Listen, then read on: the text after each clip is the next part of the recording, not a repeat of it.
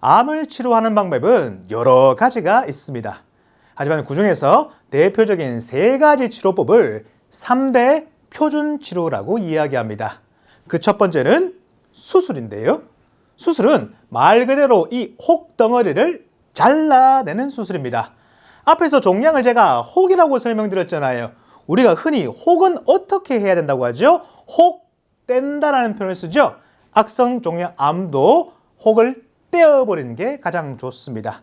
암 수술은 이 악성 종양 혹덩어리를 외과적으로 절제하는 방법입니다. 암을 근본적으로 치료하는 가장 중요한 방법인 거죠. 자, 그러면 이 암을 깨끗하게 도려내려면 뭐가 없어야 될까요? 다른 장기로 멀리 도망가면 안 되겠죠? 이 암 수술하기 위해서는 전이가 없는 상태에서 발견이 돼야 돼요. 즉, 무슨 이야기냐? 암 수술을 하기 위해서는 조기 발견이 필수적이란 겁니다. 암은 일찍 발견해서 완전히 떼어버리는 게 장땡이란 말이죠. 암을 근본적으로 치료하는 방법, 종양을 잘라내는 방법, 칼로 도려내는 것을 뭐라고 한다고요? 암 수술이라고 합니다. 그런데 이 암덩어리만 정말 깨끗하게 이렇게 잘라내는 건 되게 어려울 거예요. 이 암세포가 어디까지 퍼져 있는지도 모르잖아요. 그렇기 때문에 암 수술할 때는 그 암덩어리뿐만 아니라 주위 조직이나 장기까지 조금 광범위하게 이렇게 잘라내는 경우가 많습니다. 이렇게 암 수술을 했을 경우 이 장기를 일부 잘라내야 되는 경우에는 우리가 흔히 암 수술비에서도 보험금 지급을 검토해 볼 수 있겠습니다만 질병 후유자의 특약에서도 보험금 지급을 검토할 수 있습니다. 흉복부 비뇨생식기의 장기를 일부 잘라내는 경우에는 몇 퍼센트의 질병 후유장의 지급률에 해당이 되는데요. 예를 들어서 위암으로 위전제를 다 잘라냈다고 가정해 보겠습니다. 이거를 위전절제술이라고 하죠. 위를 다 잘라내버리면 식도와 십이장을 바로 연결해 버립니다. 이런 경우에 만약 질병 후유장의 특약 5천만 원을 가입했다면 후유장의 지급률 50%에 해당됩니다. 위전절제가 50%짜리거든요. 그럼 5천만 원짜리 특약을 가입했다면 보험금이 2,500만 원 나온다는 이야기죠. 암을 치료하는 두 번째 방법은 항암 치료입니다. 항암 치료는 화학 무기로 암을 공격하는 방법이죠. 이 항암 치료는 수술할 수 없는 경우에 하기도 하지만 수술을 하기 위해서 항암 치료를 하기도 합니다. 수술을 할 수 있을 정도로 크기를 줄이는 방법이죠. 근데 항암 치료는 수술을 하고 난 뒤에 하기도 합니다. 자, 수술했다는 것은 내 몸속에 암덩어리가 더 이상 없다는 거잖아요. 암덩어리가 없는데 왜 항암 치료를 하는 걸까요? 덩어리는 없어질 수 있지만 남아있는 암세포가 있을 수 있죠. 또 걔들이 모여서 덩어리가 돼버리면 악성종양 암이 되는 거기 때문에 항암 치료는 수술을 하고 난 뒤에 하기도 하지만 수술을 하기 위해서 하기도 하고 수술을 못할 경우에 하기도 하는 전신 치료의 일종입니다. 근데 이 최초의 항암제는요, 독가스에서 나왔어요. 2차 세계대전에 쓰였던 머스타드 가스라는 게 있습니다. 물론 우리는 머스타드라는 이야기를 들어보시면 통닭 소스 같은 거, 노란 거 그거 생각나시겠죠? 어원은 같아요. 머스타드 가스를 겨자탄이라고 불렀습니다. 얘를 쓰다 보니까 사람도 죽이는데 암세포도 죽이는 거예요. 그래서 독가스로 활용되었던 이 겨자가스를 화학항암제로 만든 겁니다. 그게 1세대 항암제예요. 근데 이 화학항암제는 심각한 부작용이 있었습니다. 무슨 부작용이냐? 얘가 암만 공격하는 게 아니라 주위에 있는 정상적인 세포도 공격하는 거예요. 그럼 얘가 왜 화학항암제가 정상적인 세포도 공격하느냐? 앞에서 제가 세포는 분열한다 그랬잖아요. 근데 암세포는 이 분열의 속도가 굉장히 빠르거든요. 항암제는 빨리 분열하는 이 암세포를 공격하는 특징이 있어요.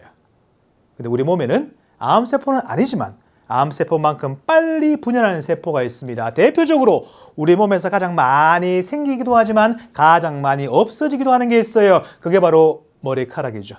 머리카락을 만들어내는 모낭세포를 공격하는 거예요.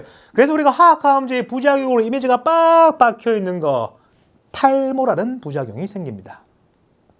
항암 치료하신 분들은 이런 얘기 많이 하시죠.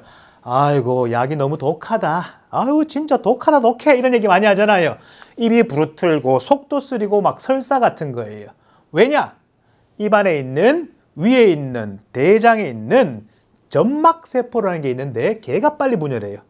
항암제가 얘를 공격하다 보니까 입술이 부르트고 입안에가 헐고 속도 쓰리고 설사 같은 부작용이 생기는 거죠. 마지막으로 피를 만들어내는 세포를 조혈세포라고 합니다. 만들조자입니다. 피를 만들어내는 조혈세포를 공격하니까 피가 잘 안 만들어지겠네요. 피가 안 만들어지면 피가 부족할 겁니다. 피가 부족하면요, 아이고 어지러워요. 어떤 부작용? 빈혈이라는 부작용이 생기다 보니 이런 부작용이 생기다 보니까 사람들은 고민에 빠지기 시작합니다. 야, 그러면 암세포만 딱 공격할 수 없느냐? 정상적인 세포는 건드리지 않고 암만 타겟으로 때릴 수가 없을까? 암만 표적 삼아서 공격할 수 없을까? 치열한 연구 끝에 특정 암세포만을 타겟으로 하는 2세대 항암제, 표적 항암제가 나오게 되었습니다. 다른 세포들은 공격하지 않고 딱 그 암세포만 찾아가서 공격하는 거죠. 이 표적 항암제를 쓰려면 먼저 원칙이 있습니다. 그 표적 항암제를 쓸 수 있는 그 표적이 그 암한테 있어야 되는 거예요. 당연하겠죠? 이 표적만 찾아가서 공격하는 건데 이 표적이 없으면 그 표적 항암제는 못 쓰는 겁니다. 두 번째는 이런 표적이 있는 암이 있다고 가정해 볼게요. 그리고 여기에 먹히는 표적 항암제가 개발되는 거예요. 그러면 딴 거는 안 찾아가고 요것만 찾아가서 항암제가 때릴 거니까 효과가 되게 좋을 거 아니에요. 부작용도 덜하고. 근데 암 입장에서는 되게 짜증나는 일이에요. 내가 이런 거 갖고 있다고 계속 공격을 당하는 거잖아요. 암은 되게 영악하거든요. 내가 이런 걸 갖고 있으니까 인간들이 계속 공격하는구나. 그래서 얘가 모습을 이렇게 바꿔버립니다. 여기에서 이렇게 바뀌는 걸 뭐라고 하죠? 변이를 일으킨다고 해요. 그러면 여기 먹힌 항암제가 여기는 안 먹히죠? 요걸 뭐라고 이야기하느냐? 항암제에 내성이 생긴다고 합니다. 표적 항암제가 부작용이 없는 참 좋은 약이면 분명합니다만 내성의 한계가 있기 때문에 평생 쓸 수는 없어요. 이렇게 화학항암제의 부작용과 표적항암제의 내성의 한계를 극복하기 위해 나온 3세대 항암제를 면역항암제라고 합니다. 면역항암제는 우리 몸이 가지고 있는 면역력을 활용해서 암을 치료하는 방법인데요.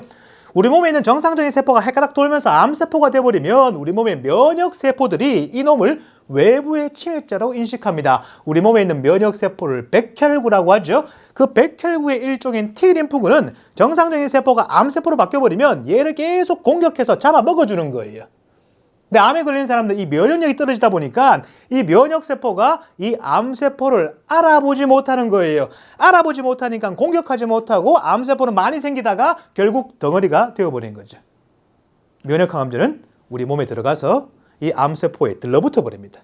그러면 암세포를 알아보지 못했던 면역세포가 이 암세포를 알아보기 시작하고 얘를 잡아먹으면서 암을 치료하는 방법이라고 알려져 있어요. 외국의 의학 저널에서는 이 면역항암제를 이렇게 표현합니다. 면역항암제는 시력이 나빠진 면역세포에게 안경을 씌워주는 것과 똑같은 원리. 기가 막히는 비유죠. 면역력이 떨어진 것을 시력이 떨어진 것으로 비유한 거예요.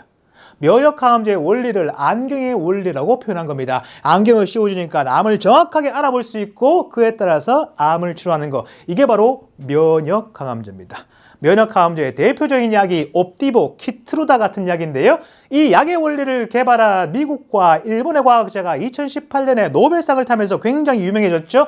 그런데 이 약을 쓰는데 돈이 얼마 드느냐? 1년에 1억 가까이 든다고 합니다. 엄청난 치료비 부담인 거죠. 몇 종의 암에 대해서는 건강보험 혜택을 주고 있긴 하지만 그 암종의 종류가 워낙 드물기 때문에 이 약을 쓰려면 고가의 비용 부담에 힘들 수밖에 없는 상황입니다. 면역항암제와 더불어서 최근에 주고받고 있는 4세대 항암제를 대사항암제라고 하는데요. 간단하게 설명드리면 암을 굶겨 죽이는 방법이라고 합니다. 지금도 연구 개발을 많이 하고 있다고 하니까 기대해 볼 만 하겠습니다. 암을 치료하는 세 번째 방법은 방사선치료입니다. 방사선치료는 암을 찢어 죽이는 방법입니다. 다시요. 암을 찢어 죽이는 방법이에요. 방사선을 암세포에 쏴서 암을 찢어 죽이는 방법인데, 자, 방사선 같은 열 같은 걸 쏘는 것을 한자로 조사한다라고 표현하거든요. 자, 화법 기억해 주세요.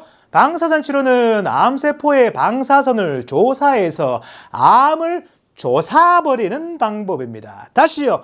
암세포의 방사선을 조사해서 암을 조사버리는 방법. 그런데 정확하게 암을 조사버리려면 정확하게 암세포의 방사선을 조사해야 돼요.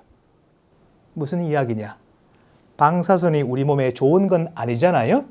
그래서 방사선 치료의 핵심은 얼마나 정확하게 방사선을 쏘느냐. 정확도가 핵심이에요. 가장 일반적인 방사선 치료법은 우리가 잘 알고 있는 X선을 쓰는 거죠. 근데 이 X선을 이용한 방사선 치료는 암 조직에 도달하기 전에 다른 장기나 조직에 방사선을 더 많이 뿌려버려요. 그래서 몸속 깊숙한 곳에 있는 암에 이걸 방사선을 쏘려면 다른 데다가 더 많은 양의 방사선이 쏘여지는 부작용이 생기는 거죠. 이 X선보다 더 정확한 게 양성자 치료법이라는 게 있습니다. 양성자 치료는 원자핵을 구성하는 입자인 양성자를 가속해서 암 치료에 활용하는 방법인데, 양성자는 브래그피크라는 특이한 물리학적 성질을 가지고 있대요. 이거 어려운 거 아닙니다. 이 양성자가 인체를 총괄할 때 다른 조직에는 에너지가 적게 흡수되는데 이 암 조직에 더 많은 에너지가 흡수가 일어나는 현상, 그걸 브래그피크라고 하고요. 그걸 이용한 게 바로 양성자 치료기라고 합니다. 양성자 치료기는 국내 두 군데밖에 없습니다. 국립암센터와 삼성서울병원입니다. 삼성서울병원에서는 2015년 12월부터 양성자를 치료를 시작했고 2016년 12월부터 본격적으로 양성자 치료센터를 운영하고 있다고 합니다. 그런데 이 양성자 치료기보다 무려 3배나 암 사멸률이 더 좋다고 알려진 꿈의 암 치료기라고 불리는 게 있습니다. 그게 바로 중입자 치료기입니다. 탄소 분자를 빛의 속도로 가속하면 정상적인 세포는 통과하고 지나가지만 암세포에 다다라서는 그 에너지가 폭발하면서 암만 효과적으로 사멸시킬 수 있다고 알려진 꿈의 암 치료기입니다. 말하자면 가장 정확하게 방사선을 조사해서 가장 확실하게 암을 조사버리는 방법인 거죠. 전 세계의 중입자 치료기는 13대 정도가 있는데요. 제일 많은 데가 일본이고요. 그 다음에는 독일, 이탈리아, 오스트리아 등지했습니다. 아직까지 우리나라는 없어요.